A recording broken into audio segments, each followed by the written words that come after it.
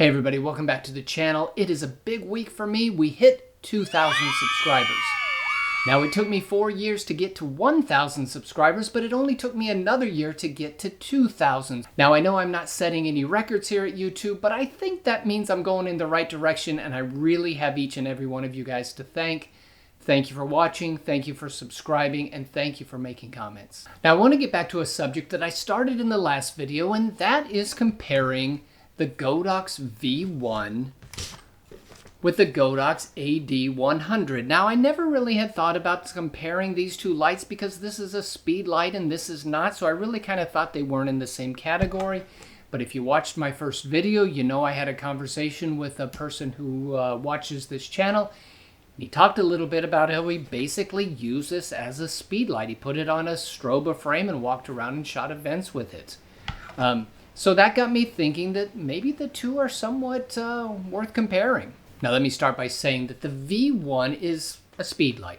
A speed light is what it is. I mean, it's not the most powerful light in the world. It's meant to go on the top of your camera. But as far as speed lights are concerned, and let me tell you, I've used a lot of them over the years, this is by far my favorite speed light. One of the greatest things about it is the fact that it has a rechargeable battery. I don't have to put AA's in it anymore. I no longer have to run to the store to buy batteries on my way to some event because I forgot to get batteries. This is a rechargeable battery. I've never worn one out at a wedding or an event.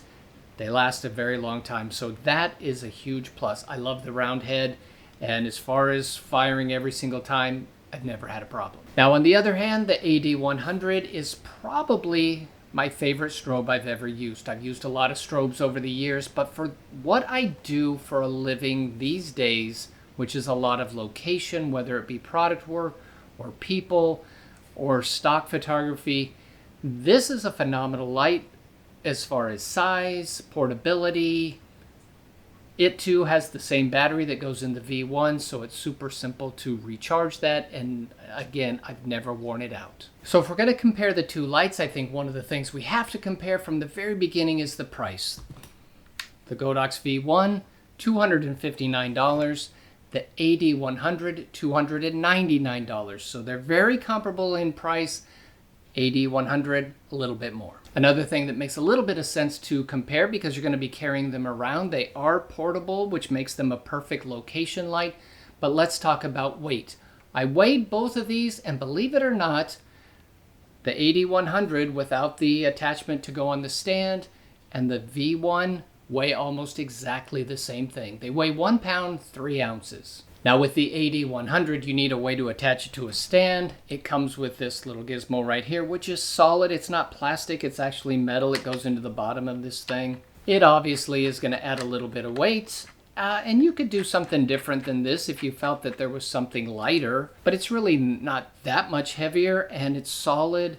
I really like it. I wouldn't worry about going out and getting something different unless you are really counting every single ounce.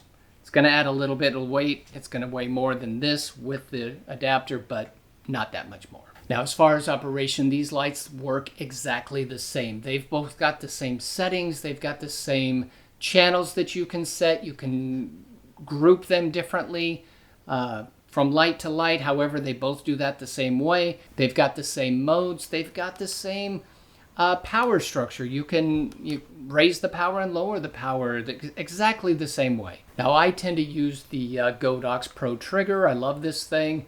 This goes on my camera. Most of the time the lights are off camera.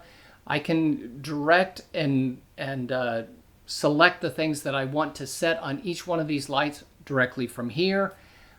They work exactly the same. There's no advantage to the AD100 or the V1. The other nice thing about both of these lights, they're identical in this regard, is that they have the same round head.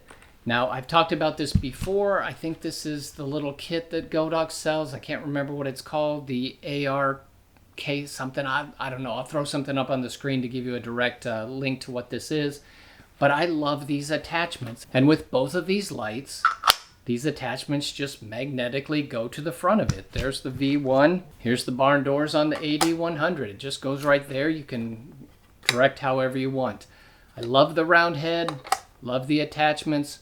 Both of these lights have this, and Super duper convenient. Now, as much as these lights are similar in a whole lot of ways, there are obviously some differences. And the big difference is, of course, how you're going to attach them to a stand or to a camera. The AD100 goes on a stand, something like that. This is how I tend to use it. I love to put the light on a stand. I was just at a wedding this past weekend. I had it on a stand. I had the trigger on my camera. I could walk around with this light on a stand, put it wherever I wanted, and it was good to go. Now, of course, the V1 is meant to put on a hot shoe, something like this, which is perfect for what it is. If you're using it on camera, it is perfect for that. I talked about it in the last video about this person who left a comment, how they created a strobe frame bracket where they had the AD100 mounted on the above. So it can be done. This is a very simple way in which to do it. It's meant to go on a hot shoe. Now the V1 does come with this little foot thing, that whatever it's called, this little attachment, so you can set it on there. Now I have attached it to whatever this thing is called, but this thing allows me to attach it to a top of a stand. So I can take my V1 and I can slide the hot shoe on there, lock it down, and now I have the ability to put it on a stand the same as I've got my AD100. But I will tell you that I am not as big of a fan of this attachment, a hot shoe, as I am the piece that comes with the AD100. This is rock solid. This, it's solid, it's nice, but if you read in the comments of all the Godox user groups, the one complaint about the V1 is how this hot shoe attachment will break. I've not had that problem with mine. They've been wonderful, but I will tell you, this does not feel as secure as this. But let me back up a little bit and say, you know, one of the advantages of this over this is that if I detach this little foot and I put my light on here like this, I then have the ability to set this someplace without worrying about a stand. It will sit like this very nicely. So if I'm shooting, let's say, interiors of a house, or I'm doing some kind of work like that, and I just want to set this on a shelf in the back to light up a back room or a hallway or something like that, I can hide this light a whole lot easier because it will just sit on these feet. Now, a couple of things about this light that I absolutely love that if I don't say them now, I'm going to forget them, and they're important. They're just things that I think are great about both of these lights. This is one of the Godox attachments. It allows you to put the light in it, and then it has a Bowens mount, so I can attach soft boxes. I can do a whole lot of different things as far as that is concerned. Both of these lights go into this attachment somewhat equally. I actually think the AD100 probably goes in here a little more secure. You just slide it in like that, tighten this down, and then you've got a light. What I love about this is that the stand is going to go into the bracket, and it doesn't go into the light itself. But any pressure that's on the stand itself is going to be taken by the bracket, not the light. The light is just being secured by this. My softbox can go on the front. Both lights work equally well as far as this is concerned, although I maybe would edge it out a little bit with the AD100, because if you notice, the V1 is not parallel all the way across. It's kind of got a V shape to it, so it tapers a little bit. It doesn't secure in there quite as well, although it is quite secure. It's just, I don't know, for some reason I trust the AD100 in here a little bit more, so I tend to put that one in this bracket, although I don't have any qualms about doing it. If I need to do two of them, this will work just fine. The other thing I have to point out is that both of the lights have a modeling light, which is a big deal if you're in the studio doing product work. Sometimes you just want to pop those on just long enough to see what the light's doing. So a modeling light is a big deal. And a lot of people, I think, will use that modeling light to do some kind of focus assisting if it's in a dark area. That's great. I don't use it like that. I use it simply for product work to see what it's doing. Sometimes with people as well. I want to see what my lights are doing before they actually fire. And the modeling light is fantastic. Now, something that I should reiterate with these lights, in my experience, I've shot weddings with them. I've shot product stuff with them. I have done people stuff with them. I've done a lot of different things. Long days, short events. I've done all kinds of things with both of these lights.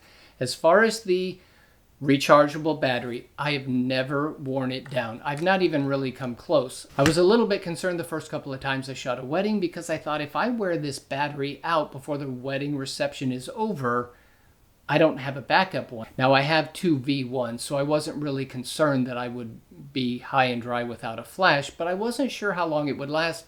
But to be honest with you, I don't even think I've drained them down 50% even at a long wedding day. Now the real big test, how they stack up against each other, is how they're going to fare when it comes to the output of light. The AD100, 100 stands for 100 watt seconds, and of most speed lights, and I'm thinking including this V1, is probably about 75 watt seconds. So let's put them to a little bit of a test to see how much light they put out and how they do comparison. They should be pretty similar. I'm guessing that the AD100 will be a little brighter in terms of what it puts out, but let's see how that works.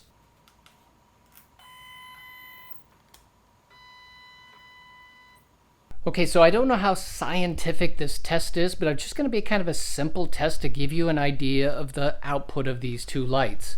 As you can see, I've got the lights set up next to each other. I've got a camera that I'm going to take a picture of. And I've got a black background with a Polaroid camera sitting there. So that's kind of the setup. And I'm going to fire each one of these two strobes at this thing at some different powers and kind of give you an idea of how much output I'm getting. Now to give you an idea how far the lights are away from the subject in the background, they're about 6 feet away from the subject. They're about 7 feet from the background. So here's where I'm going to start. Again, not super scientific. I'm just kind of throwing some things out here. I am at quarter power with the AD100. As you can see, quarter power. I'm on manual. 160 ISO. I am at 2/50th of a second because I don't want any ambient light whatsoever to come in and skew this, and I am at f8. So ISO 160, 2/50th of a second, f8, quarter power out of the AD100.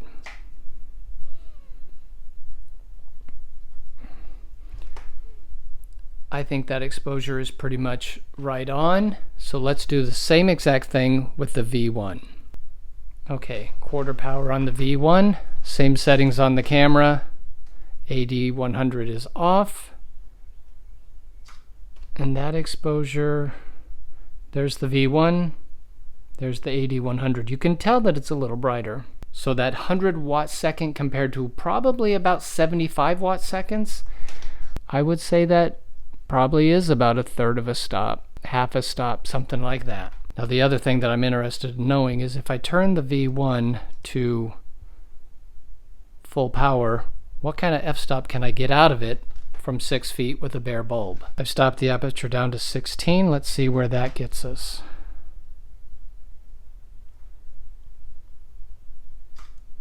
That looks pretty close. Maybe a little underexposed, but that's pretty close. Okay, so now the AD100 at full power.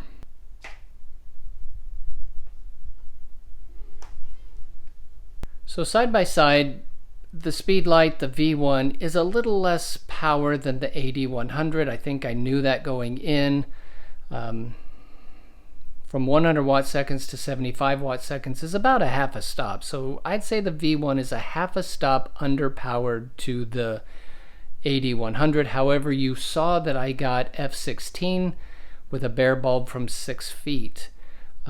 So, you know, most of the time the lights are going to be in probably a little tighter than that. However, sometimes they might be in a modifier, so take that for what it's worth. I'm also guessing that most people these days are not wanting to put it at f16. They probably want to shoot more like at f4 or f5.6 or even f2.28, something like that. The other thing I wanted to point out, if you notice, the lens on the front of the AD100 has got a warmer tint to it. I've not noticed that when I take photographs that it's an issue. I actually have read in some online groups that that's a problem, and some people have talked about them having a green cast. I've not experienced a green cast. This looks a little more neutral to me. That looks a little warmer. But again, I haven't really noticed it affecting my photographs. So if you're photographing people, I think you'd want them a little warmer skin tones and stuff anyway. So take that for what it's worth. There's obviously a difference there.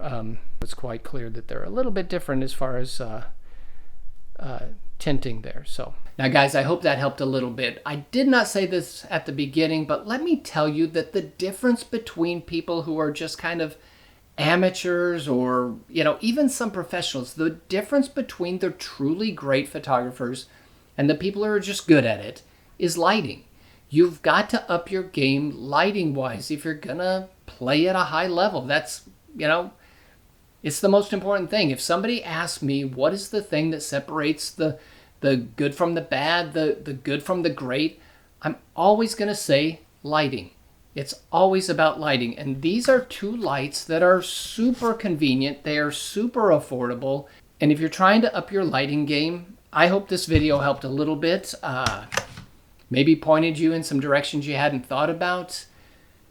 I can tell you I've been doing this for a long time. I do a lot of professional work and I love both of these lights. There's very little that I cannot do with either one of these lights. Now, sometimes I might get into a situation where I need more power than just 100 watt seconds, but it's very, very rare. I usually can do almost anything I want to do with these lights. So I love them. I wish I had 2 or 3 more AD100s. That's on my list to get someday. More of those lights. Love the V1s for what they are.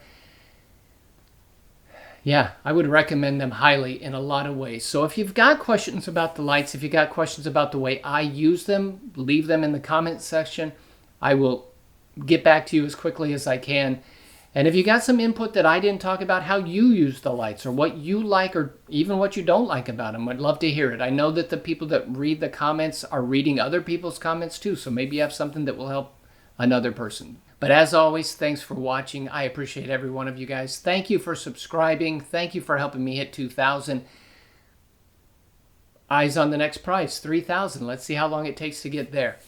I appreciate you guys. Leave me a thumbs up and a comment and subscribe if you haven't. I'll see you in the next video.